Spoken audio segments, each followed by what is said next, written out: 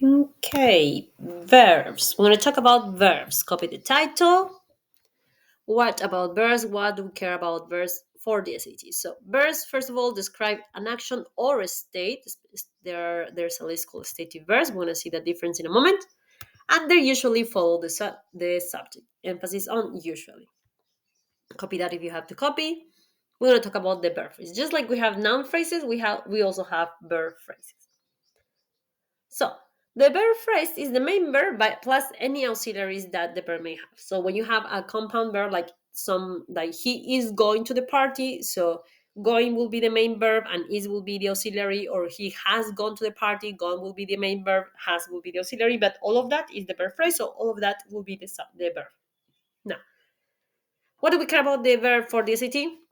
It has to agree with the subject in number, right? So when you say he goes to the party. I don't say he goes to the party. And it has to agree with the tense of the sentence, which means if I'm talking about the present, he goes to the party, he usually goes to parties. I have to keep talking in the present. So he usually goes to parties and drinks a bit and dances a lot. I don't really want to break that by suddenly starting talking about the past or the future or change it to a continuous form. I want to keep the agreement of the sentence. Copy this. I mean, not if you have to copy, like actually copy this. Even if you think you know, even if you think you remember, copy this. Okay. Agreement. Copy this agreement. Agreement between subject and verb. The verb must agree with the subject in number. So, tenses, the verb must agree with the tenses of the full sentence.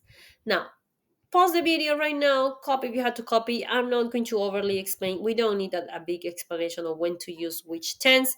This is a very like superficial view because I assume you already know how to use your tenses.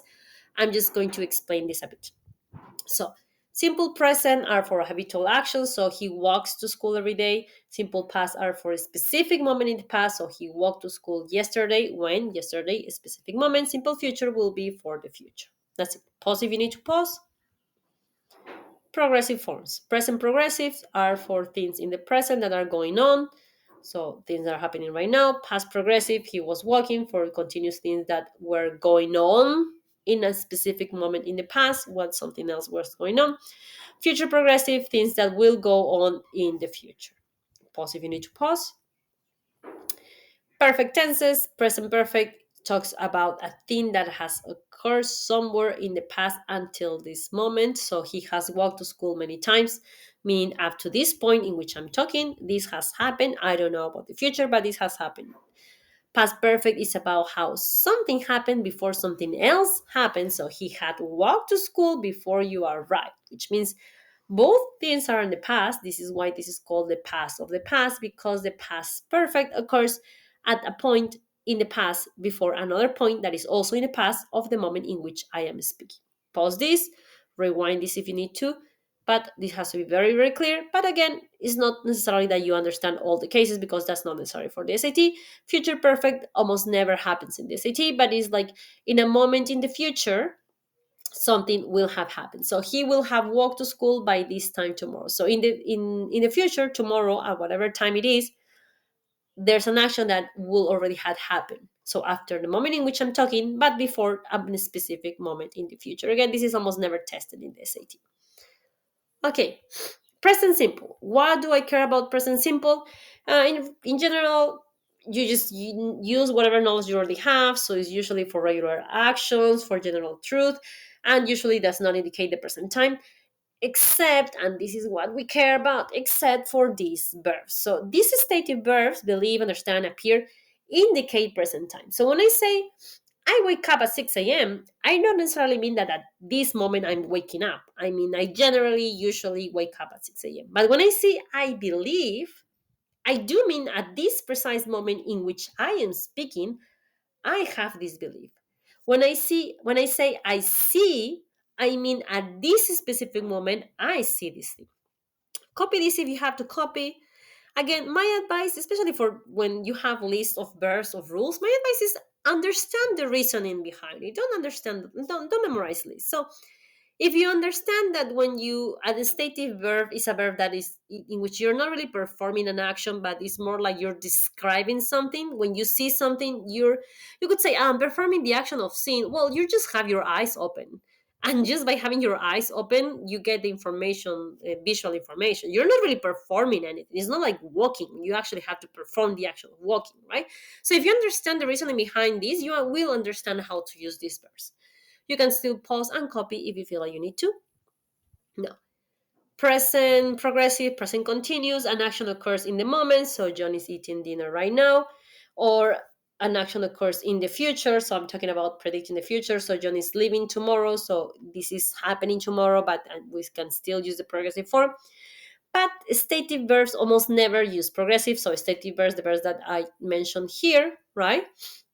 Why don't they use progressive? Because you don't need them, because as I said, the main form of the verb already means that the action is happening in the moment in which I'm talking. So when I say the flowers smell good, or this flower, sorry, smells good, in the specific moment in which I'm smelling the flower smells good. There's no need to say it's smelling good. But there are certain stative verbs that have different meanings. So one thing is smell, as in the flower emits a fragrance. Another thing is smell, as in performing the action. So when you put your nose next to the flower and inhale, that's also called smelling, right? But that smelling and the emission of the flower are two different things, are two different actions. So when the meaning means the action emitting a scent, a fragrance, then that is a stative verb. When you mean actually inhaling air, that is not an stative verb. So again, use your logic. Don't memorize stuff. Past simple is a completed action in one specific moment in the past. So John went to Spain last year. When last year, what happened last year? He went to Spain. Or it's a completed action that started and finished in the past without knowing exactly when. I live in Brazil for 2 years. When? I don't know. I don't care. It happened in the past. Past progressive talks about a specific action that happened in a specific moment in the past. So Jane was watching TV at this specific moment, or when somebody interrupted. Well, not necessarily somebody, something interrupted. So Jane was watching TV when Mike arrived, meaning at the moment he arrived. So she was watching, and then he arrived. Like it kind of interrupts the action. Or the two actions were happening. So Jane was watching TV while Mike was reading. Again, why do I teach you this? The SAT is not going to require that you know exactly or that you have to answer these questions. But since we have to agree with the tenses, you cannot just break a past progressive with a future, or you do not make the same action in the past. One is past progressive and the other is past perfect, right? That's why we indicate this. Then we have the present perfect.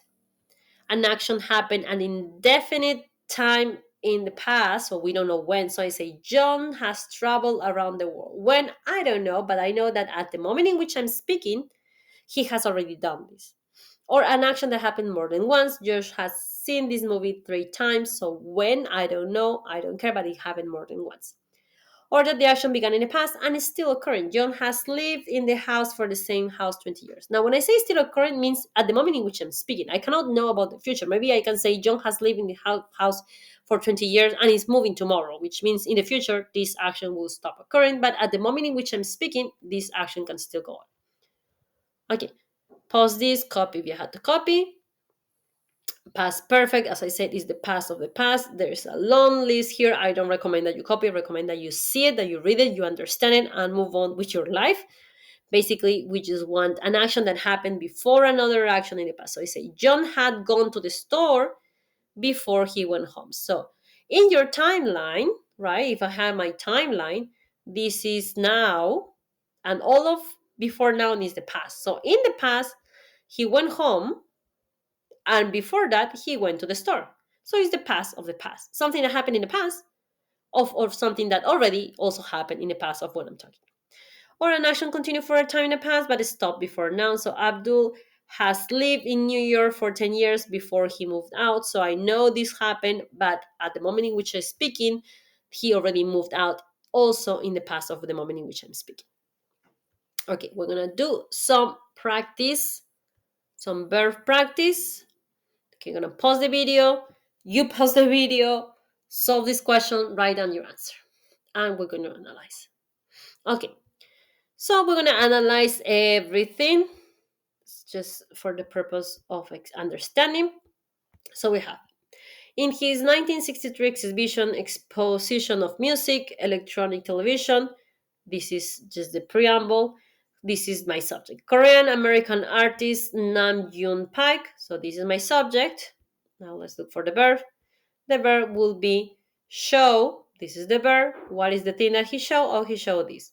How television images could be manipulated to express an artist's perspective. Period. Now we have the sentence that we actually care about. Today, modifier of time. So extra, we don't care about, well, we do care about, it's already there. Pike, subject, consider the first video up. Consider the first video artist. Now, important thing, I'm going to put this in purple. Okay, consider the first video artist. There is no verb, right? Pike and then consider the first video artist. There is no verb, which means the verb has to be the thing that is missing. So here I'm looking for a verb. I mean, I already knew this because by looking at the alternatives, all are verbs, right? Now, Pike is the name of a person, is the name of a singular person, so it has to be singular. So he is, but if you notice, all of these are in singular. Will be, he had been, he was, he is. So it's not about singular versus plural, it's about agreement to the text or to the sentences. But what is the keyword here? The keyword is today. Today is present, therefore my answer has to be in present. Today, he is considered the first video artist. So letter D is my answer. Okay, that's it for the verb, and we're going to move on to the next piece of theory.